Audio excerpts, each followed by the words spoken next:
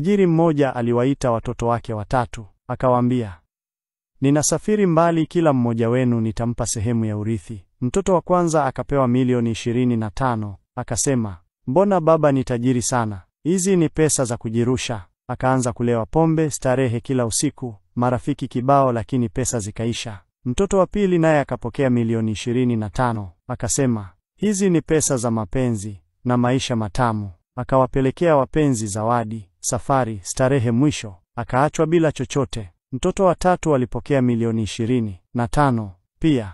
Hakusema sana, alienda kununua pikipiki, akazifanya bodaboda, akaajiri madereva, akakusanya kila siku kidogo kidogo, akajenga biashara polepole. Miaka michache baadaye, baba yao akarudi kutoka safari, akawakuta watoto wawili wa kwanza wakiwa maskini, wameharibika, lakini watatu sasa ana zaidi ya milioni 100. Tajiri huyo akasema kwa sauti ya utulivu, "Nilitafuta mtu wa kuendesha kampuni zangu zote bila kugawa mali zangu, na sasa nimepata mmoja anayejua thamani ya kidogo. Ukitunza kidogo utapewa kikubwa. Fahamu thamani ya ulivyopewa, hata kama ni kidogo." Wote walipata milioni 25, lakini si wote walitumia busara.